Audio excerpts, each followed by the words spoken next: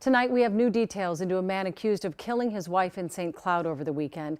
Dylan Tobler is now in jail, charged with murder for allegedly stabbing his wife, Hallie. That coming less than 2 weeks after he pleaded guilty to a misdemeanor for choking her. Raya Katene joins us now with what we've learned tonight. Raya?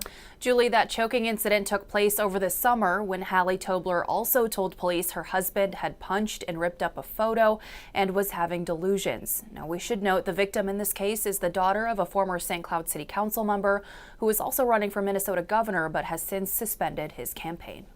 Roughly 8 months before the 22-year-old was found stabbed to death in her home, court records show Hallie Tobler previously told police her husband has a history of aggressive behavior. This criminal complaint shows Hallie told police that Dylan Tobler choked her and made suicidal threats, accusations the 23-year-old later pleaded guilty to just months before facing current charges in the alleged murder of his wife. I think it's important to know sort of what are some major red flags that increases the likelihood of a homicide. Charles Hempek leads Anna Marie's Alliance in St. Cloud, an organization that's been around for nearly 50 years with a stated vision of a world free of relationship abuse. Anytime there is a gun or other types of weapon in the household, that increases the likelihood of homicide.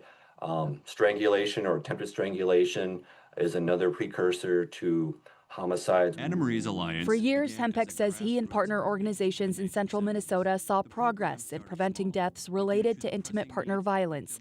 But last year, they recorded a spike. 4 people lost their lives in St. Cloud and its surrounding counties. That's a lot for the community to deal with, and a lot of people were impacted by that. And so, we're just trying to see, well, what can we do to respond and to make sure that people know that they have access to resources. Violence Free Minnesota oversees more than 90 programs across the state working to end relationship abuse. They say at least 31 Minnesotans were killed in 2025 because of intimate partner violence, though that number could be higher because of inequities in reporting. If you suspect someone may be in a relationship that's not healthy or abusive, I would say be willing to talk to them about it. Even if you're mistaken and they're not, it's better to be wrong in that way than wish later on you would have said something earlier if something happens.